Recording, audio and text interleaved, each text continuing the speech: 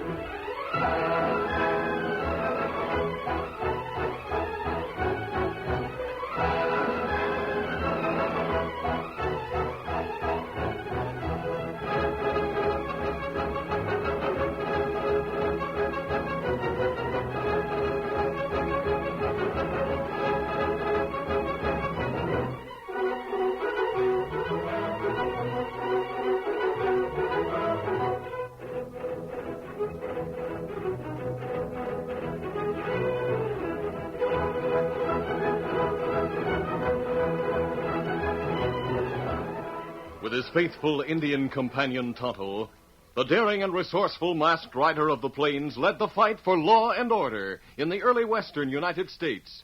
Nowhere in the pages of history can one find a greater champion of justice. Return with us now to those thrilling days of yesteryear. From out of the past come the thundering hoofbeats of the great horse Silver. The Lone Ranger rides again. Come on, Silver. Let's go, big fellow. Hi-yo, Silver! Hi!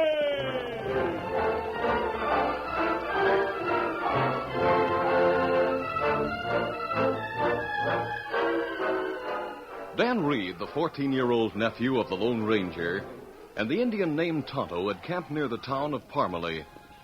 Dan had remained in the camp while Tonto went out to wait by the trail for the masked man.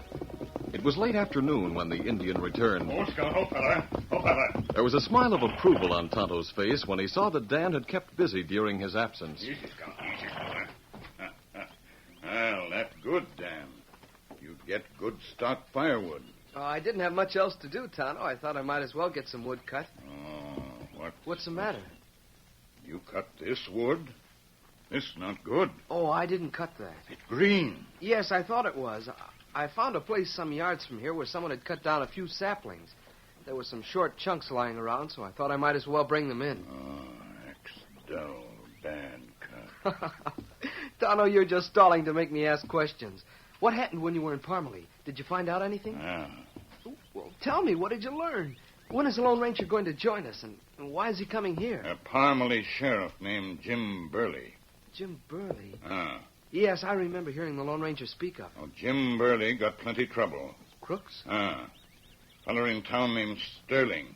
Him bad. Him town boss. I see. Long time back. Sterling used other name. Lone Ranger know him. When will the Lone Ranger get here? Him in Parmalee right now. Yes? Oh, golly, why didn't you say so? What's he doing there? Why didn't he come here and join us? Me meet Lone Ranger on trail between here and town. Him go first to town, callin' sheriff.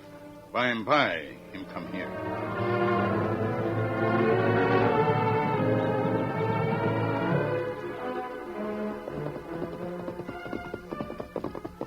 Oh, Silver. Oh, easy, steady, big fella.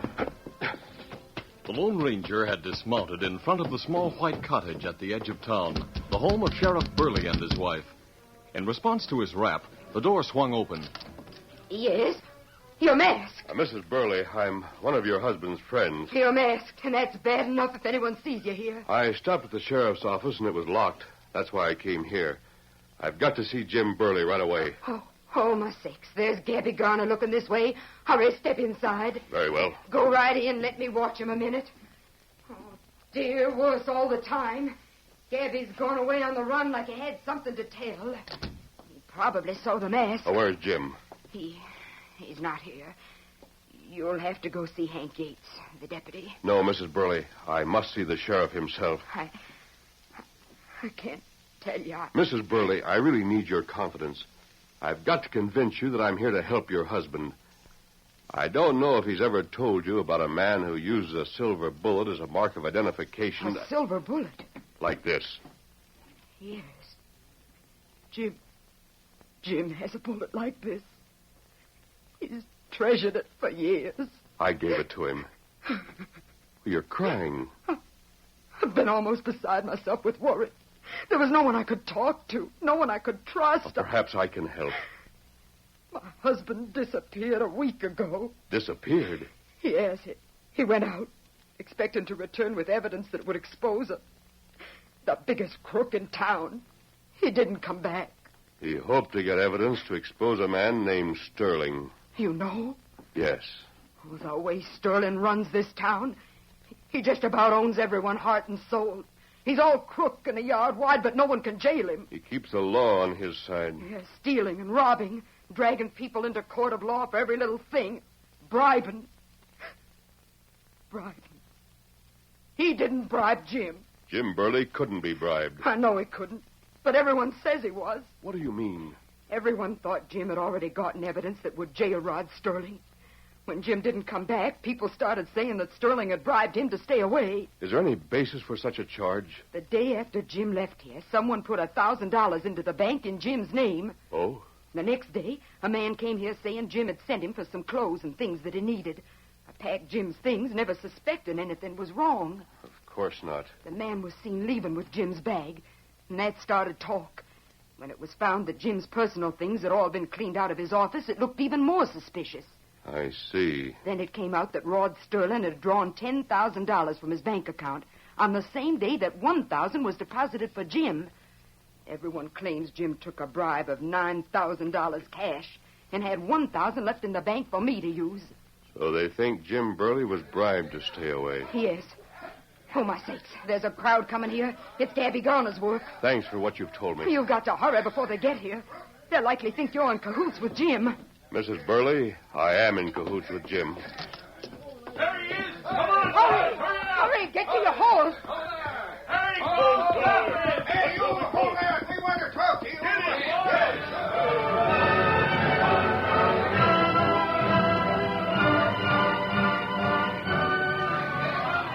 The big home of Rod Sterling was not far from the small one of the sheriff. From his window, Sterling could see the crowd and hear the shouts and cries as the masked man rode away. He chuckled softly, then moved to a rear room of the house and opened a trapdoor in the floor. He went down a steep flight of stairs to the cyclone cellar. The yellow light of oil lamps revealed Jim Burley, the missing sheriff, tightly bound to a heavy chair. A lean, pale-faced man with shifty eyes was on guard. Well, dude, has the sheriff shown any sign of changing his mind? Not yet, Mr. Sterling. Sterling, you can keep me here from now till doomsday. But you won't get your hands on the evidence I got against you. I told him how everyone thinks he took a bribe and cleared out of town. That's a lie. People wouldn't turn on me like that. They would if they had cause enough. And I've given them plenty of reason to suspect you turned crook. And that's not all, Sheriff. Just a few minutes ago, a masked man was seen talking to your wife. A masked man? Boss, is that true? It's true enough. Everyone says the sheriff is thrown in with a masked outlaw. So he was talking to my wife, huh? Well, thanks for telling me. You seem pleased. I'll knock that smile off your face. All right, stop it, dude. No more of that. Sterling, there's evidence that you and your pals are wanted in St. Louis under different names. It's evidence that will jail you for a long time. I want that evidence, Burley. It's where you can't get it. I'll get it. Or I'll make sure it's never used against me. Oh, no, you won't. Burley, I'll find that evidence. If you didn't hide it, you turned it over to your deputy. Guess again, Sterling. Keep right on guessing. Maybe I ought to tell you something of my plans. You remember that I sent a man to your house to get some of your things? Well? He got your things, including your rifle, the one with your name on it. What about it? Your rifle is going to be a murder weapon, Sheriff. But you can prevent the murder. By giving you the evidence, eh? Yes. Hank Yates is the one that's slated to die. Why, you... You're the one who's going to be charged with killing him. If I could just get free. Yeah, let me see what time it is. Right now, Yates is eating supper in a restaurant. In about an hour, he'll be going home to that little place where he lives all alone. Just about an hour from now. Oh, you... And when he opens the door, it's your rifle that gets him. Listen, Sterling. Murdering Yates won't help you none. That bothers you, Sam. I swear on my oath he hasn't got the evidence. He can't touch you. You won't gain nothing by killing him. You can save his life, Burley, if you want to talk. Save his life by letting you crooks stay out of jail. By letting you go on robbing and cheating and swindling everyone in town. I stay within the law. Well, you didn't in St. Louis. You'd better consider the life of your deputy. You can save him if you'll talk. Hank Yates took the same oath I did. And he'd do the same thing I'm doing. He'd tell you and that dude with the slicked down hair and the pointed shoes to go to blazes.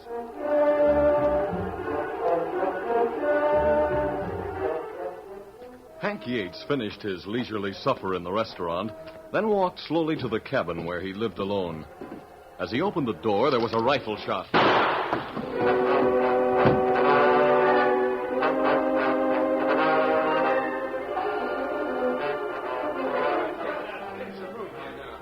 Poor Yates, he never had a chance. You think he'll pull through? I heard the shot. Anyone going for the dock? Oh, here he is now. Oh, let him get through there, boys. What's happened here? Doc, it's a good thing you're here. I happen to be nearby. Hank Yates, huh? The bullet got him in the chest, Doc. He's still breathing. What's that contraption? Well, that's what got Yates. Those two forked sticks were tied to chairs, and the rifle was set on sticks facing the door and tied in place. Yeah. The string was fixed to the trigger and around a chair, so it'd shoot anyone who opened the door. Well, I'll have a look at it after I examine Hank. It's Jim Burley's rifle, Doc. Burley, huh? Thought he'd run away. Well, he must have snuck back to fix that. Pulse is good. Well, how about Yates? Will he pull through? Got a good chance. Do what I can here, then take him over to my place where I can give him better treatment. Sid, we're going to scour this county to find Jim Burley. You coming with us? You bet. No, hold on. You and a couple others are staying to help move Hank Yates. After that, get and do what you want. All right.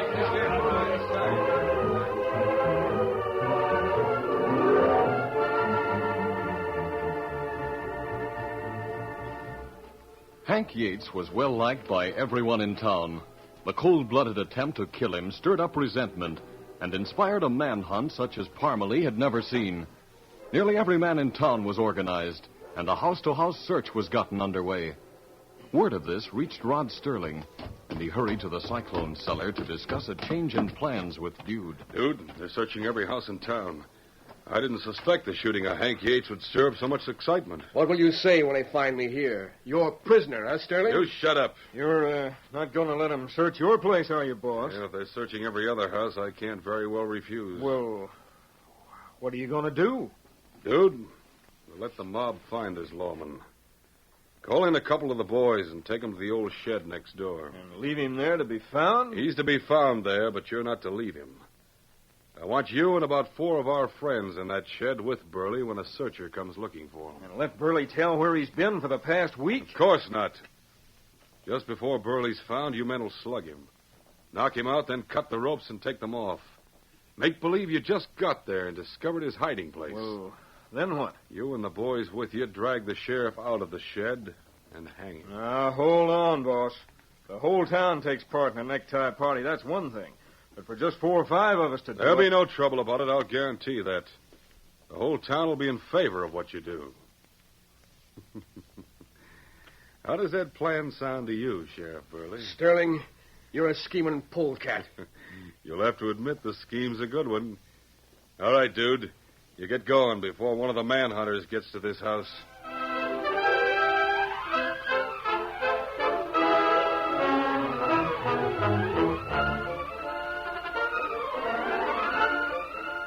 The curtain falls on the first act of our Lone Ranger story. Before the next exciting scenes, please permit us to pause for just a few moments.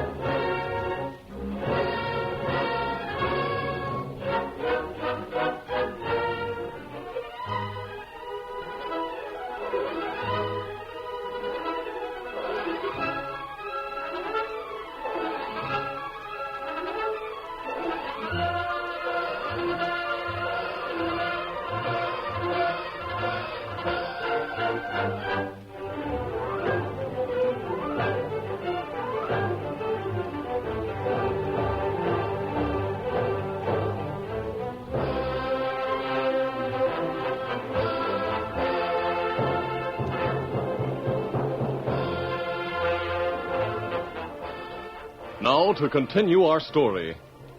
When the Lone Ranger learned that Sheriff Burley had disappeared, he spent the remaining daylight hours inquiring at ranches near Parmalee in the hope of finding some trace of his friend. Dan Reed and Tonto waited in camp until darkness had gathered.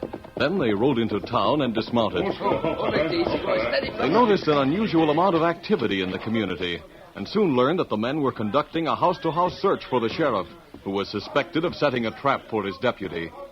While Tonto stood by, Dan asked for further details. Well, that's what happened, son. Sheriff Burley set a trap for his own deputy. Hank Gates blame near got killed. Golly, Tonto, what do you make of that? Me not know, Dan. You can look at the scene of the crime. It's right across the street there. That's Hank Gates' house. As far as I know, things are just the way we left them. Tonto, let's go and look around. We take horses with us cross street. That's a good idea. Maybe we need ride way fast. Doesn't seem to be anyone around the house. Well, look, Tonto, the front door's wide open. Golly, I wonder where the Lone Ranger is. I thought sure we'd find him somewhere in town. We leave horses here. Think it'll be all right for us to go into the house? We go take a look. Tonto, look. There's a trap. Rifle tied on forked stick. Golly. String fixed with trigger, round chair. Then to door. Anyone who opened the door would pull the string and fire the rifle. He couldn't miss getting struck. That's right. Tonto, I'm surprised that this setup is still here. I should think the law would have taken it away as evidence. There's no law in Parmalee now, Dan. Deputy shot and sheriff hunted. Tonto, look over there. 4 men got prisoner. Sterling's plot had worked out perfectly. When one of the townsmen opened the door to search the supposedly abandoned shack, he found the sheriff unconscious and surrounded by 4 of Sterling's men, who had explained that they found the lawman in hiding and had to knock him out to subdue him. Then they carried Burley out of the shack and through the street past Dan Reed and Tonto. It's Sheriff. Oh, golly, Tonto, that's what I was afraid of. Sheriff Burley's a friend of the Lone Ranger. He can't be guilty of setting a gun trap for his deputy. That's right. Those men will hang him. Isn't there something we can do? Me not know. Tonto, did you hear that? Me hear it. And look at Scout and Victor. They know Silver's nearby. There he comes, Tonto. Look. There he comes from the end of the street. Let that man go. He knows they have the sheriff. Him going, 4 men. He's going to stop them. Make way there. Release that man. Dan, you go back to camp. Wait there. But, Tonto, what are you going to do? Me go help Lone Ranger. You go. Get him up, Scout. The 4 men who carried the unconscious sheriff toward the hangman's tree turned at the ringing cry of the masked man. They saw the great white stallion charging hard. Then he was among them, a leaping, whirling demon, a fighting fury in white fur. One of the men drew a gun, but the Lone Ranger swung a hard fist and the man went down. Then Tonto, riding Scout, dashed in from another direction. Already off balance and taken by surprise, Hewd and Silk and the others who had planned to hang the sheriff turned to meet the new attack. They had dropped Sheriff Burley. The Lone Ranger bent down from the saddle and grabbed the sheriff by the belt. With almost superhuman strength, he swung him from the ground. I have him, Tonto. You go. Tonto rode behind the Lone Ranger and the sheriff. He gave Scout his head and turned in the saddle. He fired several warning shots that hit the ground close to men who sought to bring their guns to bear. And then the range became too great for shooting. No one follow. We in clear. Get him up, Scout.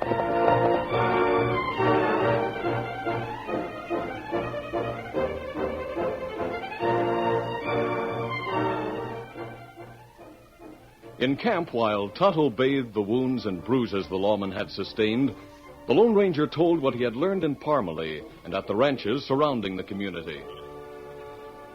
And you see, because of those well-made plans, everyone thought the sheriff took a bribe to disappear, and then came back to set a trap for his deputy. But golly, didn't anyone stop to wonder why the sheriff would set a trap for his own deputy? Those men didn't stop to reason, Dan.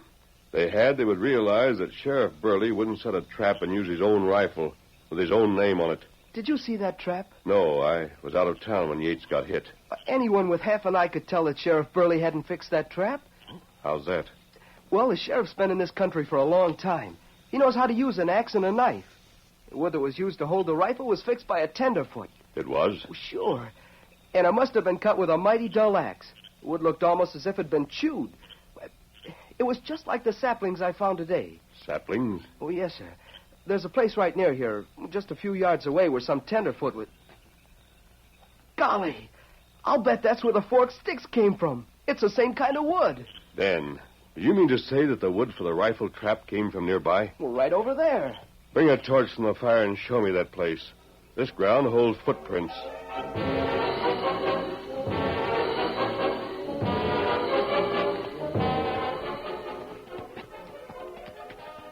I walked around here quite a bit. Maybe I've spoiled any footprints there were. Oh, wait, don't move. Huh? Right there, Dan. There's a footprint you didn't make. Sure enough. Small shoes with low, wide heels and pointed toes. The shoes of an Easterner. Me know who wears shoes like that. Toto, what about the sheriff? Won't him begin to stir. Him get conscious plenty soon. Good. You said you knew a man who wore shoes with pointed toes. Ah. Him feller named Dude. Him friend to Sterling. That checks. What are you going to do? I'm going to look for the man named Dude. Toto, while I'm gone, you do what you can for the sheriff. Easy, steady, big fella. One, two, there.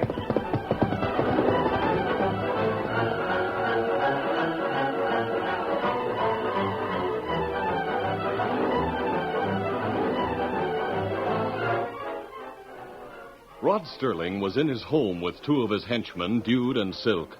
They were discussing the rescue of the sheriff by a mysterious masked man, and finally agreed that there was little cause for concern. I think you're right, Mr. Sterling. As long as those two stay away from town, we needn't worry. And if they come back... They'll be shot. I'm going to take a look out front and see what's going on in the street, if anything. Seems to me there should be men out hunting for the sheriff and the masked man. What's the matter with you, Silk? You don't look happy. I'm not. I'd feel better if we'd gotten our hands on the evidence Burley was holding against us. Things haven't gone too well. A deputy named Yates is going to recover. I'm not worried about Yates. Well, I figured I'd have the job of sheriff after you got control, Mr. Sterling. Leave that to me. Reckon I'll go out in front and join Dude. Hey, that's Dude. Come on, let's see what's happening. There he is. That man's got him. Help me. Hey, it's a masked man. He's got Dude. Help. Where's your gun? Get a gun. You're going with me, Dude. Come on, away. Come back here. Come back. I'll have the law on you. I'll see that you're strung up. Come back. Back Sterling here. stood at the door shouting meaningless threats. By the time Silk had returned with a gun, the Lone Ranger and his prisoner were well underway. Where is he? Where is he? Down there, down the street. Stop shooting, you fool. You can't hit him at this distance. We've got to go for help. We'll round up all the men we can find.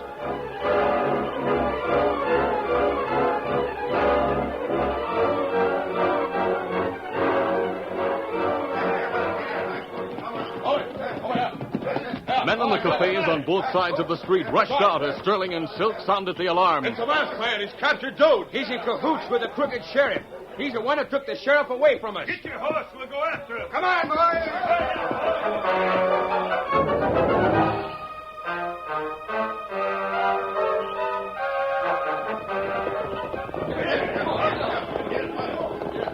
In an instant, half a dozen men were in the saddle, racing toward the end of town in the direction taken by the Lone Ranger on his great horse Silver. The masked man traveled at an easy gait, so he would not be out of sight of his pursuers when they reached the open country. There he is! There he goes! That's the man.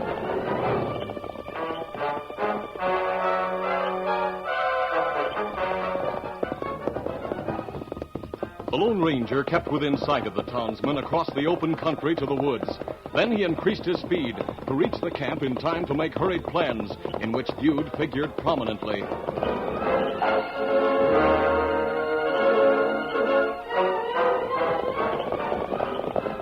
The pursuers soon came within view of the campfire. There's the fire, boys. Get your guns out. We'll close in. Hold it, boys. Jim Burley. Get your hands up. We want you. We'll take you, Burley. Hold it a minute, boys. You don't see the masked man or his pals, but they're right nearby. And the first man to take a shot at me will regret it. Burley, we're going. Boys, don't listen to him. He and the masked man are in cahoots. They're going to trick you. You shut up, Dude. I'll talk. You'll talk hanging from a tree. I don't believe what you said. I'm taking you, Burley. Oh! There, you see what I mean, Pete? That puts your gun out of commission. Now listen to me. That polecat on the ground cut the forked sticks that were used to make the gun trap for Hank Yates. No, I didn't do it. I'll prove you did. Right there is where you cut the sticks. Your footprints are on the ground as plain as day. No man in town wears boots narrow enough to match those prints. That's right. If you didn't cut those sticks, why are your prints there? I cut them. You've got me on that. I cut the sticks. But I didn't fix that trap. And who did? Sterling himself did that. Yes, he did it himself. You can't blame that part on me. Well, boys, I reckon this polecat will talk his head off and tell all he knows to save his neck. Why'd Sterling do it? He wanted to make the sheriff talk and tell where the affidavits were hid. So he threatened to kill Yates. Then he figured he'd better really get Yates and frame the sheriff for the murder. He didn't get him from me, Jim. No. He didn't bribe you? Bribed me, not by a jugful. He captured me, held me prisoner. What? You tell him, dude. It's true. Boys, we've been wrong about this. Go ahead, dude. Talk some more. All right, I'll tell everything. Sterling and Silk, we were all wanted under different names in St. Louis. Well, when Sterling learned that the sheriff had proof of our real identities, well, he had to get that proof. He had the sheriff captured, and they held him prisoner for a week. Yep. You see, boys, I've been right in Sterling's cellar. Yeah, but what about the evidence? It's right here in my pocket. What? Well, how long's it been there? Just a few minutes. You see, I couldn't have told Sterling where the evidence was because I didn't know. All I knew was that it was to be delivered to me by a masked man. That's no good, masked man. No, dude. That's no way to speak of the Lone Ranger.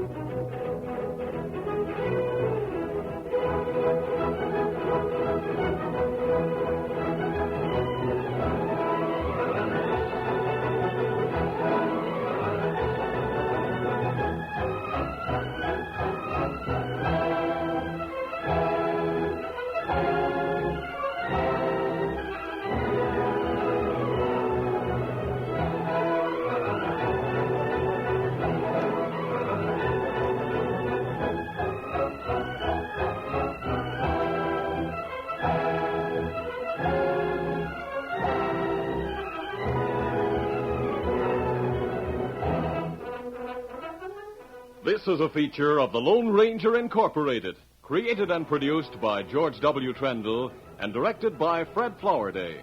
Tonight's story was written by Fran Stryker. The part of the Lone Ranger is played by Brace Beamer.